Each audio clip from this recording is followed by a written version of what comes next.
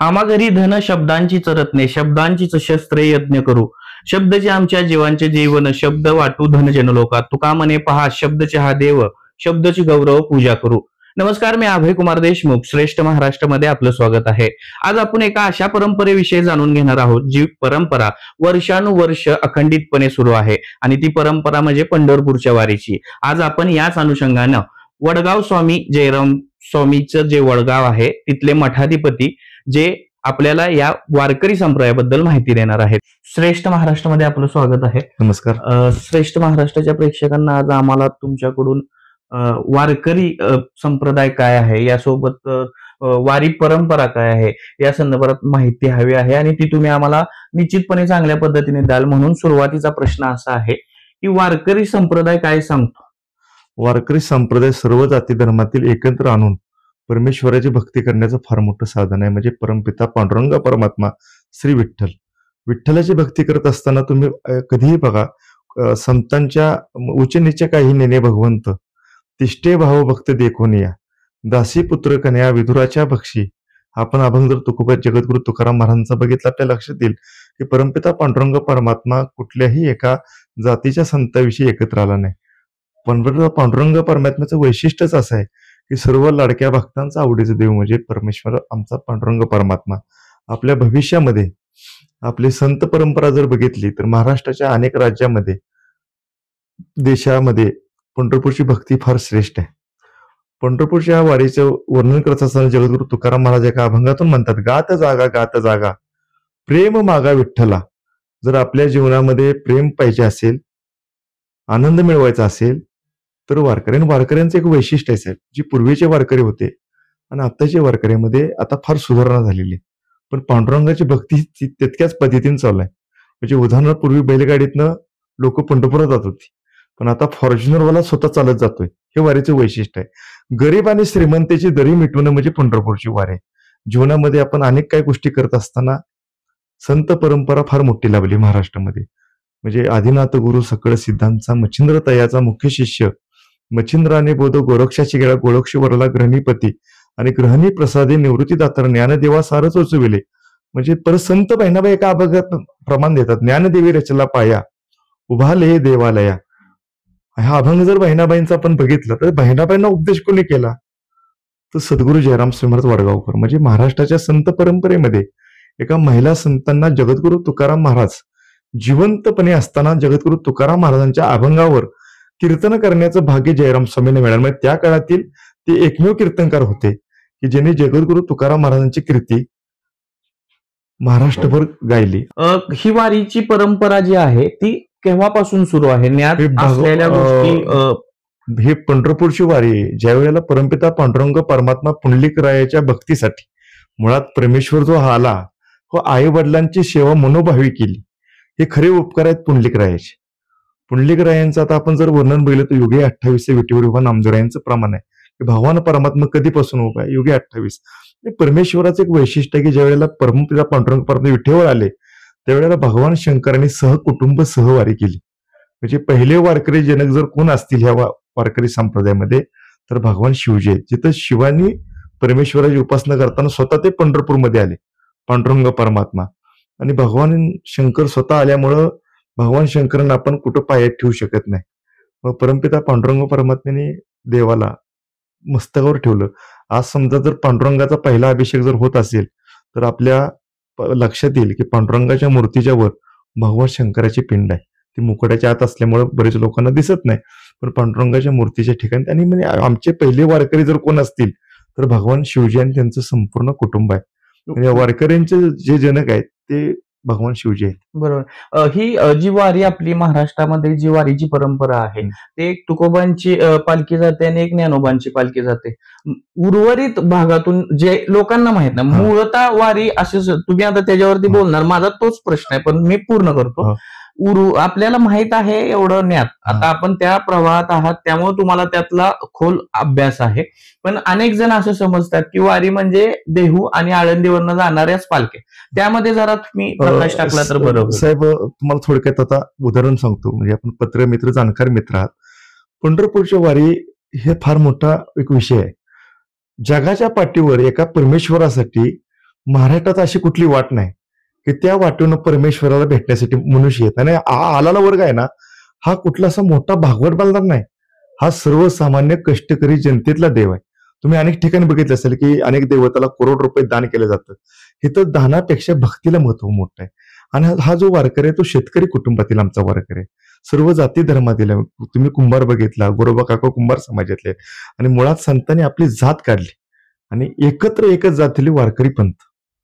ही आमची जात कुणाच्या वारकरी जात आहे. आणि होय होय वारकरी पाहे पाहे रे पंढरी, हे पंढरपूर क्षेत्र जंबोया दीप माझे पंढरपूर हे गाव. म्हणजे जम्बोद्वीप चीनपर्यंत होतो. म्हणजे पूर्वीचा जो इतिहास बघितला भारताचा, तर जम्बोद्वीप हे चीनचा प्रांत सुद्धा आपल्याच होता. हा पंढरपूरचं वैशिष्ट्य. आणि विठू पाटील त्याचे नाव.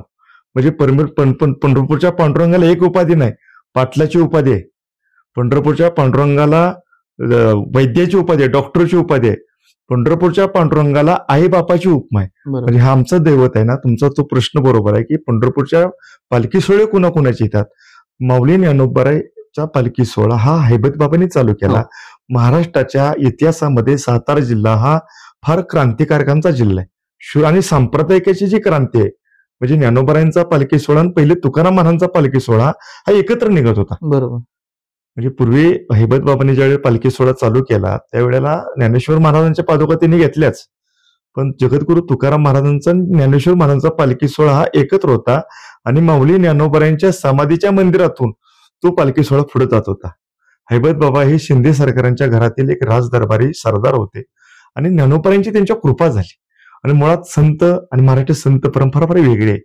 महाराष्ट्राच्या संत परंपरेने ज्ञानोबारायांचा जसा पालखी चालू झाला तसे सर्व संतांचे पालखी सोहळे, म्हणजे ते स्वतः संत पंढरपूरला जात होते, त्यांच्या पादुका पंढरपूरला घेऊन जातो, याच्यामध्ये आपण नवल नाही. पण महाराष्ट्रातील सर्व संत म्हणजे ज्ञानोबारायांच्या पासून अगदी शेवटचे गोंधळेकर महाराजांपर्यंत आपण जरी पोहोचलो तर सेवागिरी महाराज, म्हणजे सातारा जिल्ह्याचं वैशिष्ट्य आहे की सेवागिरी संजीवनी समाधी ह्या महाराष्ट्रातील किंवा ह्या देशातील शेवटची संजीवनी समाधी फक्त आपल्या पुसेगावमध्ये. मग ह्या सर्वांच्या परंपरेमध्ये आपण जर बघितलं तर ज्ञानेश्वर महाराजांचा पालखी सोहळा, तुकाराम महाराजांचा पालखी सोहळा, पुन्हा मग सोपन काका, मुक्ताबाई, निवृत्तीनाथ हे 4 भावंड. पुन्हा महाराष्ट्रात काही संत परंपरा निर्माण झाली ज्ञानोबारायांच्या नंतर, तुकाराम महाराजांच्या आणखी नंतर. मग त्यामध्ये पुन्हा एकनाथ महाराजांचा पालखी सोहळा. आणि वारकरी संप्रदायाचं एक तसं म्हणायला गेलं तर महाराष्ट्राच्या दृष्टिकोनातून दुर्लक्षित संत, म्हणजे घरोघरी मंदिरं व्हायला पाहिजे होती. पण पंजाबच्या भूमीमध्ये आज ही मंदिर आहेत भरपूर ती नामदेवरायांची. आज नामदेवरायांच्या शिवाय खरी भक्ती परंपरा कळली नाही. वारीची खरी परंपरा ज्ञानेश्वर महाराजांनी जशी रुजवली, कारण हा वारकरी संप्रदायाचा पाया ज्ञानेश्वर महाराजांनी रचला. पण प्रचार यंत्र ज्या वेळेला म्हणजे काही साधन नव्हती त्यावेळेला नामदेव महाराजांनी पंजाब प्रांतामध्ये जाऊन वारकरी संप्रदायाची कीर्तन परंपरा आपण म्हणतो हे खरा देव कुणामुळे समजला, तर त्यामागे सगळ्यात जास्त मोठं योगदान नामदेव महाराजांचं आहे. आणि नामदेव महाराजांच्या नंतर पुन्हा भक्ती करत असताना मग पंढरपूरचा पांडुरंग परमात्मा सर्व भक्तांच्यासाठी, म्हणजे भक्त तर देवापाशी पोहोचलायच पण स्वतः देव भक्तांच्या पर्यंत पोहोचला. त्याचं उदाहरण असं आहे, जयराम स्वामी महाराज स्वतः आपल्या आयुष्यामध्ये बालवयामध्ये पंढरपूरच्या पांडुरंगाची भक्ती करायची. ती भक्ती करत असताना एकदा असा प्रसंग उभा राहिला की देवांना वाटलं की जरा आपण भक्ताची परीक्षा बघू. असं देव जसं प्रत्येकाला आयुष्यात पेपर आहेत, म्हणजे जसं संत आणि देवाने सुद्धा कुठल्याही संतांना असं थोडंसं घेतलं नाही. मग एकदा असा प्रसंग झाला की स्वतः स्वामी तिथे बसले आणि देव अगदी फकीराच्या वेशामध्ये आला आईसाहेबांना घेऊन. म्हणजे देव एकटे आले नाहीत आणि सांगितलं तिथं लहान लहान मुलं बसलेली चंद्रभागेच्या वाळवंटात. आणि सांगितलं परमेश्वराने की हे सगळे लहान मुलं काढा, आपण जसं मांसाहार शिजवतो तशी हे लहान बालकं काढा, त्याच्यामध्ये टाका आणि तो मांसाहार करून आपण आपलं पोट भरू. सगळे तिथले लहान मुलं पळून गेले आणि स्वामी म्हणले जर मला माझा मांसाहार खाऊन तुमचं जर पोट भरत असेल तर साहजिकच आहे मला तुम्ही खावा. ही जशी भावना बोलली तसं आईसाहेबांच्या डोळ्यात पाणी आलं. म्हणजे सद्गुरू म्हणजे त्यावेळी जयराम नव्हतं, त्यांचं संतांच्या सगळ्या उपाधी आहेत ना हे गेल्यानंतर संत शिवपून दिसतं. त्यावेळी जयराम हे लहान होतं. पांडुरंग परमात्मा आणि आईसाहेबांनी जयराम स्वामींना अगदी कंटाळून घेतलं आणि म्हणले बालका तुझी अपेक्षा काय? म्हणले माझ्या जीवनामध्ये मला जर परमेश्वराची भक्ती करायची पण मला आयुष्य कशासाठी दिले हे जर मला देव म्हणले हे मी सांगू शकत नाही, त्यासाठी चल मी तुला वडगावपर्यंत घेऊन जातो. योगायोगानं असा होता की देव अंतर्मन जाणतो. परमेश्वर का वारी करायची तर पांडुरंग परमात्म्याचं जे हृदय आहे ना ते फार गोड आहे. आज अनेक संतांच्या चमत्कारामध्ये मग आपला विषय पालख्या कुठे नाही तर संत स्वतः जात होते. म्हणजे महाराष्ट्राच्या कानाकोपऱ्यात प्रत्येक जिल्ह्यामध्ये संत झाले, उदाहरणार्थ आंबेडकरचे सखाराम महाराज, तिथून त्यांची आंबेडकर पालखी निघते. संत मुक्ताईंच्या 3 पालख्या आहेत, म्हणजे एका संतांच्या सुद्धा 3 पालख्या होत्या त्या दृष्टिकोनातून. मुक्ताईंनी स्वतः दृष्टांत दिला. श्रीराम महाराज जोशी आमचे अधिपती आहेत, त्यांच्या मूळ कुटुंबातील. तिंतू जळगावातून मुक्ताईंची पालखी निघते. म्हणजे संतांचा एक वैशिष्ट्य आहे की आता आपल्या मच्छिंद्रनाथाची सांगलीतून निघते, गोरखनाथाची सांगलीतून निघते, आणि प्रत्येक महाराष्ट्राच्या राज्यातून जे जे संत फार मोठे मोठे होऊन गेले, ज्यांनी परमेश्वराची भक्ती केली, हे सगळे पालखी सोहळे दशमीच्या दिवशी पंढरपूरच्या वाखरीवर जमा होतात. आणि वाखरीवरचा तो सोहळा आहे, तो स्वर्गातील देवांना सुद्धा वाटतं की खाली येऊन त्या सोहळ्यामध्ये आनंद व्हावा. आणि परमेश्वराच्या पालखी सोहळ्यामध्ये मग मी सांगितलं जयराम स्वामींचं वर्णन. आपण पंढरपूरला जातो, पण सातारा जिल्ह्यात हे वैशिष्ट्य आहे की 2 वेळा देव आलेले सातारा जिल्ह्यात भेटीला. कुठे? पहिल्यांदा आलेत वडगावमध्ये. जयराम स्वामींना स्वतः पांडुरंग परमात्मा चालत, आमच्या इथं विठोबाचं माळ आहे वडगावमध्ये, तिथं गुरु शिष्य आणि देवींची भेट झाली. आणि संत सुखूसाठी एकदा आषाढीच्या एकादशी वेळेला संत सुखू पंढरपूरला पोहोचल्या. संत सुखूची जागा घ्यायला घरी घ्यायला कोण नाही. अशा वेळेला संत सुखूच्या घरी त्रास होईल आणि संत सुखूचं नाव बदनाम होईल किंवा तिला त्रास होईल म्हणून स्वतः देव भांडी घासण्यासाठी ह्या कराड नगरीत आला. एवढी ही पवित्र भूमी आहे. संत सखू जयराम सिंह वडगावकर हे सातारा जिल्ह्यातील आत्ताच्या काळातील फार मोठे संत, ज्यांना छत्रपती शिवाजी महाराजांच्या जयराम स्वामींना आदर होताच. स्वतः छत्रपती शिवाजी महाराज जयराम स्वामींच्या मठामध्ये स्वामींच्या भेटीसाठी येत होता. इतकी पवित्र भूमी. आणि ह्या पालखी सोहळ्याला पूर्वी सुद्धा राजाश्रय होता. म्हणजे मी साहेब आता म्हणत नाही की राज्य शासन आपल्याला मदत करते. पूर्वीच्या वेळेला स्वतः छत्रपती शिवाजी महाराजांच्या पूर्वजापासूनची पंढरपूरची ही वारी आहे. आणि विशेष म्हणजे आळंदीच्या सोहळ्याला आमच्या खटाव तालुक्याचा हत्ती होता पालखी सोहळ्यामध्ये. पूर्वी मानाच्या, आता शितोळे सरकारांच्याकडे तो मान गेला, घोड्याचा जो मान आहे आता आपण शितोळे सरकार, पण त्याही अगोदर ह्या सातारा जिल्ह्यामध्ये हत्तीचा मान होता.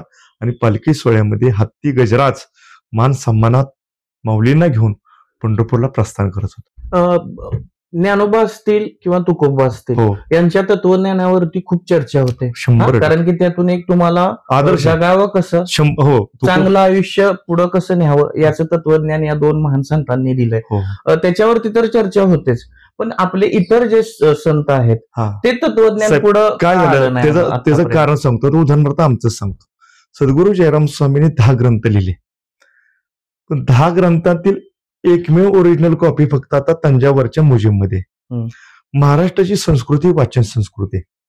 पूर्वीच्या काळी आपण बघता असाल की आपले संतांनी ग्रंथ लिहिलेत, हे मराठी वाचकांच्या पर्यंत पोहोचले नाहीत. म्हणजे त्या काळामध्ये लोकांच्या घराघरापर्यंत ते ग्रंथ पोहोचले नाहीत. पूर्वी काय होतं, वाचायला एकाला येत होतं, ऐकायला 10 जात होती.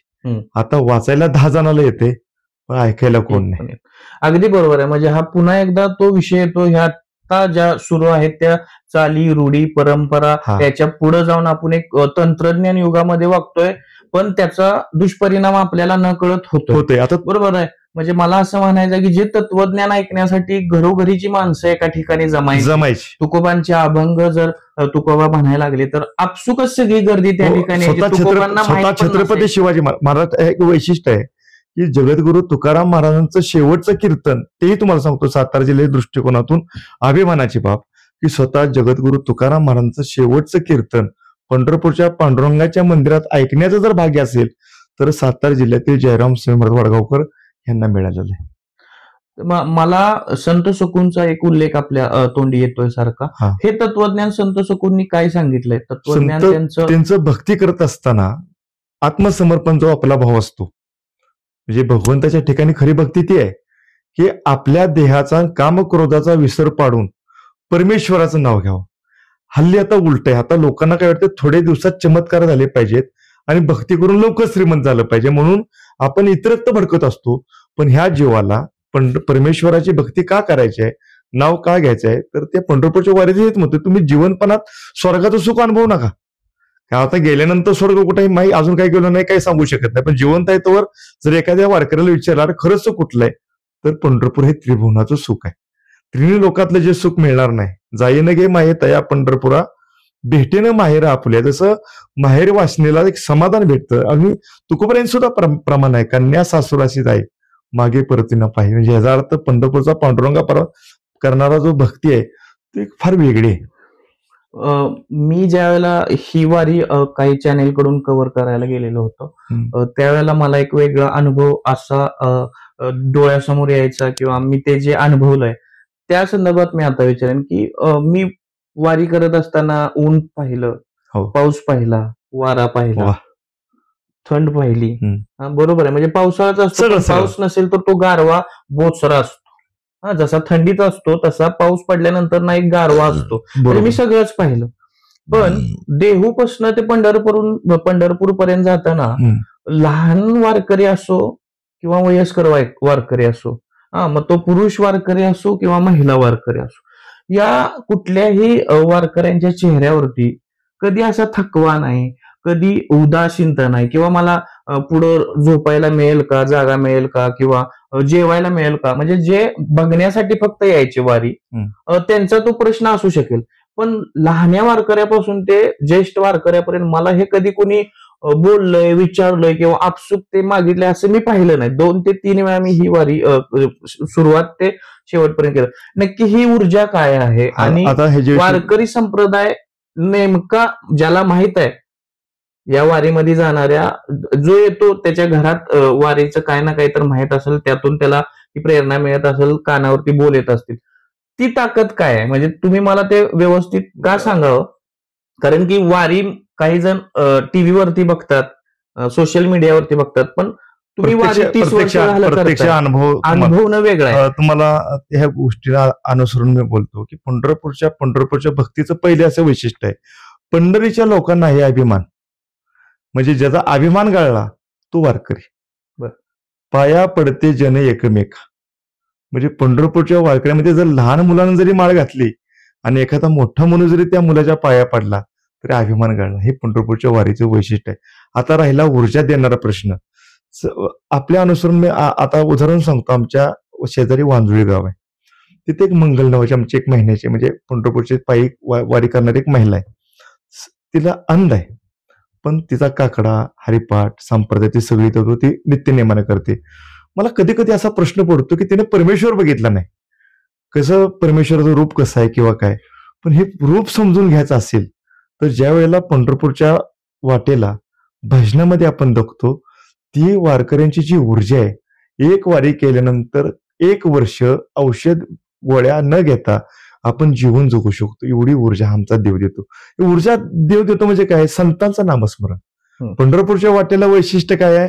ज्ञानोबराय तुकोबरायांचा गजर आहे, आणि ज्ञानोबराय तुकोबरायांचा गजर कोणी केला? तो स्वतः पांडुरंग परमात्म्याने केला. बरोबर. हे भजन कोणी प्रमाण केलं? त्याचं फक्त असं प्रमाण आहे की ज्या वेळेला पंढरपूरमध्ये संत प्रल्हाद महाराज बडवे हे भजन करायचे, ज्ञानोबा तुकाराम, ज्ञानोबा तुकाराम, हे भजन आलं सुद्धा हे वैशिष्ट्य आहे. ज्ञानोबराय जे संत आहेत ते तुकोबरायांच्या अगोदर 300 वर्ष आहेत, आणि नंतर तुकाराम महाराज आहेत, जगद्गुरु तुकाराम महाराज. मग हे माऊली आणि तुकारामाला समीकरण कसं जुळलं? तर ह्या भजनातून जुळलं, आणि देव डोलत होता. मग ज्या भजनामध्ये जर परमेश्वर आनंद मोठा मिळतोय तिथं तर आपले सर्वसामान्य माणसं तर आनंदानं, आणि इतका तो आनंद आहे. मग साहेब आश्चर्य वाटतं कधी कधी की त्या मोठ्या मोठ्या सोहळ्यामध्ये ज्या वेळेला चिखल असो, पाऊस असो, ऊन वारा असो, काय असो, तुम्ही जसं म्हणला तसं अक्षरशः लोक आनंदाने विडीपिशी होतात. आणि ज्या वेळेला पंढरपूर सोडलं जातं साहेब, त्यावेळेला सर्वसामान्य वारकरी रडतो, डोळ्यात पाणी येतं. काय पाणी येतं? तर पुन्हा हा सोहळा 1 वर्ष वाट बघायला होतो. एक वेळ आपल्या वाढदिवसाला जेवढा आनंद होत नाही तेवढा आनंद तर पंढरपूरच्या वाटचालीमध्ये होतो. आणि ह्या वाटचालीमध्ये जो आनंद मिळवायचा असेल तो टीव्हीत बघून मिळत नाही. म्हणजे एखादा लंडनमध्ये बसला, आणि माझ्यापाशी मी अनेक वारकरी बघितले, काही फॉरेन मधनं येतात. आता आमच्या परंपरेमध्ये एकदा दुबईचा वारकरी आला, तो आमच्या परंपरेशी निगडीत होता. मला यायचे, मला वारी करायची, आणि हा आनंद लुटायचा असेल ना तर एक भारतातली एक आध्यात्मिक भूमी म्हणून ही संत भूमी आहे. आणि या संत भूमीचं वैशिष्ट्य आहे पंढरपूर. नामदेवरायांचं प्रमाण हे माहेर संतांचे, नामया स्वामी केशवाचे, हे प्रमाण जे आहे नामदेवरायांनी सांगितलं की माहेर संतांचंच आहे, आणि संतांच्या संगतीत देवाला जावं. म्हणजे वारी करत असताना मी चालत गेलो म्हणून वारी झाली असं नाही. वारी करत असताना पावलोपावली संतांचं नाही यावं, आणि आपल्याबरोबर कोणतरी संत पाहिजे, आणि संतांच्या संगतीमध्ये पंढरपूरला जावं, हा परंपरा आहे. मला वारकरी संप्रदाय, आपला वारकरी समाज जो आहे तो भक्तिभावात लीन होणारा आणि देवाचं नामस्मरण करणारा, जप करणारा, हा आहे, बरोबर आहे. हो. पण मी अजून एक तुकाराम महाराजांच्या अभंगाचा संदर्भ घेऊन बोलतो. भरे परे देऊ कासेची लंगोटी नाताळाच्या माती हो. हानू काठी. बरोबर आहे. वारकरी संप्रदायाचं हे कठोर रूप पण मला ऐकायला आवडेल. हो, खरंच आहे. उदाहरणार्थ तुम्हाला सांगतो, त्याचं कारण असं आहे, जगद्गुरु तुकाराम महाराज जसं तुम्ही भक्ती करताय ना, परमेश्वराची भक्ती करा. जर यदा कदाचित एखाद्या गोष्टीवर अन्याय होत असेल आणि तो वारकरी असेल, त्याने विण्याबरोबर हातात काठी घ्यावी, तुकोबरायांचं मत आहे. त्याचं कारण पण नक्की मी आता 2 ओळीच फक्त त्या अभंगातल्या विचार म्हणजे बोलल्या. तो अभंग जरा विस्तृतपणे सांगा. म्हणजे वारकरी संप्रदाय जसा आता म्हटला तुम्ही अन्यायाच्या विरोधामध्ये उभा राहणारा आहे, तो अभंग आणि साधर्म्य किंवा संदर्भ घेऊन मला त्याचा दुसरं एक कारण आहे. त्याचा अभंगाला प्रमाण तुका म्हणे आम्ही बळी विळ गाडे, म्हणजे ह्या अभंगात हे प्रमाण आहे. भगवान गोपाळ कृष्णाजी स्वर्गातील देव खाली आले. कशासाठी आले? भक्तांना त्रास देण्यासाठी आले. त्यांनी अख्खं गोकुळ उचलून नेलं. बरोबर. ब्रह्मदेवाने गोकुळ उचलून नेलं आणि गोकुळ उचलून नेल्यानंतर त्यांना असा प्रश्न पडला की आता खाली गोकुळामध्ये काहीतरी त्रास झाला असेल. बरोबर. पण परमेश्वराची लीला वेगळी. सगळे गोपाळ तसेचे तसे केले. पण लढाई करत असताना, काही भक्ती करत असताना त्यांनी थोडा लढा दिला. म्हणजे गोपाळ कृष्णाने जसा एक विचार जर केला, त्यांच्या जोडीला हे सवंगडी होते. तसं वारकरी संप्रदायाचा जो उल्लेख केला, तर ह्याचं उदाहरण तुम्हाला सांगायचं म्हणलं तर डावच्या कंपनीचं मी तुमच्यापाशी येऊ शकतो. विषारी कंपनी ज्या वेळेला पंढरपूरच्या वाटचालीमध्ये देहू हे ठिकाण आपलंय, पण त्याचा परिणाम वारकरी संप्रदाय नदीला होणार होता, तिथल्या स्थानिकांना होणार होता. त्यावेळेला ह्याच सातारा जिल्ह्यातील ज्यांनी क्रांतीची मशाल आपण बंडातात्या कराडकर म्हणतो किंवा संतवीर आपण ज्यांना आपण म्हणतो, अशा तात्यांनी थोडा विरोध केला, अंगावर गुन्हे घेतले आणि वारकऱ्यांच्या लढ्यातून या फॉरेनच्या कंपनीला माघारी जावं लागलं. हा लढा कुठल्याही राजकीय पक्षाचा नव्हता, तर वारकऱ्यांच्या लढ्याचं हे वैशिष्ट्य आहे. दुसरा लढा महाराष्ट्रामध्ये आता गोहत्या बंदीचा जो कायदा झाला, त्यामध्ये सुद्धा वारकरी संप्रदायाचं बंडातात्यांचं फार मोठं योगदान आहे. म्हणजे वारकरी संप्रदायांना तात्यांना मान्य धरून सर्व लोकांनी करून विरोध करून हा लढा करून हाच गायी वाचवल्या. म्हणजे लढाई, वारकरी आणि परंपरा. मग ह्या पूर्वीच्या अनेक परंपरेमध्ये अनेक संतांनी त्याचं उदाहरण सांगताना असं उदाहरण आहे, एकनाथ महाराजांचे गुरु जनार्दन स्वामी महाराज एक किल्लेदार होते. आणि एकनाथ महाराजांना आपण जसं म्हणतो की ते शांती ब्रह्मन होते किंवा त्यांचं थोडं स्वरूप वेगळं पण होतं. एकनाथ महाराजांनी स्वतः महाराष्ट्रासाठी विणाबरोबर तलवार सुद्धा घेऊन आपल्या परंपरेचं रक्षण केलेलं. म्हणजे वारकऱ्यांच्या दृष्टिकोनातून जशी भक्ती श्रेष्ठ आहे, तसं देवधर्म आणि राष्ट्रही श्रेष्ठ आहे, हे सिद्ध करून दाखवलेलं आहे. तुम्ही साधारणपणे 30 वर्षापासून वारी करताय, वयाच्या 17व्या वर्षापासून, आणि आता कितीतरी वर्ष मठाधिपती म्हणून पण काम बघताय. 17 वर्ष म्हणजे तसं अल्लडच वय आहे. हो, बरोबर आहे. त्या दरम्यान पासून तुम्ही वारीत जाताय. तुमचा काय अनुभव आहे? असं साहेब, मी मुळातच वारीला असं गेलो की वारकरी काय करतात. म्हणजे 10वी झाल्यानंतर मला मोठा प्रश्न पडला त्यावेळेला एवढे, आणि आपण शाळेमध्ये थोडंसं कमजोर होतो. आता कमजोर आहे म्हणलं, आता काही पेपर वगैरे काही देऊ शकत नव्हतो. म्हणलं आता हे 3 महिन्याचा काळ आहे, महिन्याभर सुट्टी, आपण काय करायचं. म्हणून मी वारकरी काय करतात म्हणून मी सहज वारीमध्ये शिराय गेलो. म्हणजे तसा परंपरेचा काय नाही. आणि ते करत असताना मला तो वेगळा अनुभव मिळाला. म्हणजे माझ्या काळात ज्यावेळी मी वारी करायला चालू केली, त्यावेळेला भजन प्रमाण, भजनात दंग होणारे वारकरी पाहिले. आता पंढरपूरला जाणारे भरपूर लोक आहेत, ते वारी करतात पण गळ्यात माळ घालत नाहीत. बरोबर आहे. म्हणजे काही लोकांना असं वाटतं की वारी तर घडली पाहिजे, परमेश्वर तर भेटला पाहिजे, फक्त गळ्यात लायसन नाही पाहिजे. त्यामुळं परमेश्वराची भक्ती असताना ज्याने विठ्ठल मात्रा घ्यावी त्याने नियम पाळले पाहिजेत. आणि पंढरपूरचा वारकरी म्हणजे काय, तर आपण पंढरपुरात जर जन्म घेतला किंवा ह्या मराठीत जन्म घेतला तर तो माळकरी असणार. मला तर असं कधी कधी वाटतं, ज्यांच्या नशिबात महापूजा महाराष्ट्राची मुख्यमंत्र्यांना मिळाली, त्या सर्व मुख्यमंत्र्यांनी गळ्यात माळ घालून पंढरपूरच्या पांडुरंगाचा आशीर्वाद घ्यायला पाहिजे होता. कारण की आज लाखो वारकरी माळकरी आहेत, पण महाराष्ट्राचा एकही मुख्यमंत्री अजून माळकरी नाही. हे दुर्भाग्य आहे महाराष्ट्राचं. बरोबर आहे. दुसरा अजून एक मला अनुभवातून तुम्हाला संदर्भ देऊनच विचारतो. वारीमध्ये वारकरी तर वेगवेगळ्या ठिकाणावरून येतात. आपली शेतीची कामं वगैरे उरकून येतात. जरी एखाद्याचं काम मागं राहिलेलं असलं तरी वारीला पहिल्यांदा जातात, त्या कामाचा विचार करतात. हे वारकरी संप्रदायात अविरतपणे घडत आलंय, घडत राहणार, हे कोणी सांगायची आवश्यकता नाही. पण मी अजून एक असा वर्ग तिथं बघितलाय जो त्यांची 1 वेळची 2 वेळची खाण्याची वाताहत असते. बरोबर. पण या आषाढी वारी सुरू झाल्यापासून ते आषाढी वारी संपेपर्यंत, संपल्यापासून ते रिटर्न वारी असते हो. तेव्हापर्यंत ह्या माणसांच्या मुखात एकही दिवस अन्न जात नाही असं होत नाही. साहेब तिचे कारण आहे. वारीची सुरुवात कधी ती तुम्हाला एक सांगतो म्हणून सांगतो. आत्ताची एकादशी झाली. हो. पंढरपूरच्या फडकऱ्यांचे फार उपकार आहेत. म्हणजे म्हणजे मी आता चॅनेलच्या समोर आहे, जबाबदारी चॅनेल समोर.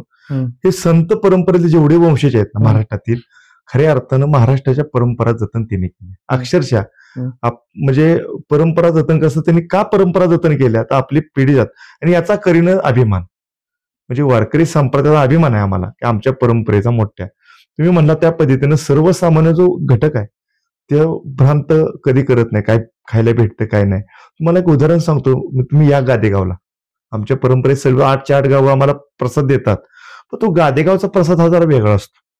सकाळी 7:30 वाजता दही, धपाटी, उसळ, भाकरी, बाजरीची भाकरी, लोणचं, पापड ह्या सगळ्या गावकरी आम्हाला आणून खायला घालतात. त्यांना असं वाटतं की वारकऱ्यांची सेवा केली म्हणजे पांडुरंगाची सेवा केली. म्हणून महाराष्ट्रातील सर्व वारकऱ्यांना एकदा असा प्रसंग माझ्या घरी झाला. म्हणजे माझ्या आयुष्यामध्ये तुम्ही आता मला विचार केला की त्या प्रकरणात मी एका घरी जाण्याचा प्रसंग आला. म्हणजे चुकून आला. तो काय म्हणला, महाराज चला तर मला इकडे प्रसाद आहे. आपलं त्याच्यावर गेलो आणि ज्यानं आम्हाला नेलं होतं तिथनं पळून गेला. आता आम्ही गेलो 4 किलोमीटर लांब. लहान तर वय माझं. आता आम्ही दोघं तिघ जणी शेवटल्या एका ठिकाणी गेल्यानंतर तिथे एक बिचारी होती. म्हणजे तुम्ही काय झालं म्हणलं, आम्ही नवीन आहे, कुठं आलो हे माहित नाही. तर म्हणले तुम्हाला आमचा स्वयंपाक आवडेल का? म्हणलं का हो, मला ना आवडेल, आम्ही वारकरी. नाही म्हणले आम्ही जरा सांबार संभाजीतले आहोत, आमच्या घरात चपलीचा व्यवसाय आहे आणि तुम्ही नाही घेतलं. अहो म्हणलं देवाने म्हणलं चपलीची जोडे शिवलेत, आम्हाला तर भूक लागली आणि तुमची इच्छा जर असेल ना तर त्या बिचारीला एवढं सुख वाटलं. म्हटलं आपण खाल्ल्यानंतर एवढं सुख कधी आपल्याला झालं नाही, पण घालणाऱ्याला सुख वाटलं. म्हणजे इतका आनंद वाटला मला. आता इतक्या वर्षी मी त्या वारीला जातोय पण ते घर मला अजून आठवत नाही. कारण की आम्ही रात्रीच गेलेलो आणि रात्री माघारी आलेलो. जो आनंद मिळतो ना वाटचालीमध्ये साहेब, ते छोट्या मोठ्या गावात आनंद पाहावा. तिथे वारकऱ्यांच्या फार प्रेम करतात. कोरोनाच्या काळात आम्ही वारी करून गेलो ज्या गावात, त्यांच्या गावातील लोकांना बंदी होती. म्हणजे अक्षरशः मी तो अनुभव घेतलाय जवळनं. त्या गावातल्या लोकांनी त्यांच्या परस्पर सरकारच्या आम्ही निर्बंध सोडून आम्ही बंडखोरी करून आम्ही वाऱ्या आमच्या पोच केल्या. महाराष्ट्रातील आज कोरोनाच्या काळामध्ये जर विचार केला तर संत सुखानी जयराम स्वामी ह्या 2च पालख्यांनी मच्छिंद्रनाथाची आम्ही सरकारी बंदोबस्तात न घेतल्यामुळं एसटीत आमच्या पालख्या न सारखे काय शेवटला सरकारचा निर्णय झाला, पण आम्ही आमच्या परंपरा मोडल्या नाहीत. महाराष्ट्राचा जो विना आहे तो आम्ही पंढरपूरच्या पांडुरंगापर्यंत पोचवून रिसर त्या तिथीला माघारी आणला. म्हणजे ह्याचा अर्थ असा की आम्ही गेल्यानंतर जे लोक आम्हाला प्रेम करतात ना, हे प्रेम अक्षरशः एखादा जावई जरी सासरवाडीत पोहोचला त्याला जेवढं प्रेम भेटणार नाही त्याच्या 100 पटीने प्रेम आमच्या आज महाराष्ट्रातील सर्वसामान्य जनता करते वारकऱ्यांच्यावर. हे महाराष्ट्राचं वैशिष्ट्य आहे. अजून एक असं विचारायचं आहे की संत परंपरा आहे ही आपल्याला सगळ्यांना माहित आहे, पण मोठ्या प्रमाणामध्ये आपल्या इकडे महिला संत पण होऊन गेले. हो, प्रश्न त्या परंपरेविषयी थोडक्यात. पहिलीच परंपरा अशी आहे की प्रमाण देत असताना तुम्हाला सांगतो जना महाराजांचं. पंढरपूरमध्ये ज्या वेळेला जना महाराज आल्या सुरुवातीला, महिला संतांची सुरुवात खरी होती जना महाराजांच्या पासून. जना महाराज ज्या वेळेला पंढरपुरामध्ये आल्या त्यावेळी तिथं एक जाणे म्हणायची सगळी त्याला. आणि ती आली परमेश्वरच्या भक्तीसाठी. आल्यानंतर तिला कुणीतरी सांगितलं नामदेवरायांच्या संगतीत जा. आणि नामदेवरायांच्या वैशिष्ट्य आहे की नामदेवरायांच्या बरोबर संत जना महाराज ही महिला संत होती. शेण्या वेचायची, घरात स्वयंपाक करायची आणि परमेश्वराला नामदेवरायांच्यावर देव मिळाला. पहिल्या जर परमेश्वराने जर पांडुरंग परमात्मा जर कुणाला भेटला असेल महिला संतांना तर जना महाराजांना भेटला. आणि जना महाराज काही करू वाह सुद्धा मारण्याचं काम ह्या परमेश्वराने केलं जना महाराजांच्या. म्हणजे भक्ती करत असताना येग विठाबाई माझे पंढरीची आई, भीमा आणि चंद्रभागा तुझ्या चरणीच्या गंगा, इतक्या सोयीता यावे माझे रंगणी नाचावे, माझा रंग तुझे गुणी म्हणे नामयाची जणी. इतकं सुंदर अभंग रचणारे जना महाराज. आपण म्हणतो दरीला पंढरीचा चुरा अभंग हा जना महाराजांचा आहे. महिला संतांनी नुसती भक्ती केली नाही महाराज, तर अक्षरशः संतांचे अभंग जसे आहेत तसे संतांसारखे अभंग परमेश्वराचे लिहिले. आणि महिला संतांनी वारकरी संप्रदायामध्ये फार मोठी क्रांती केली.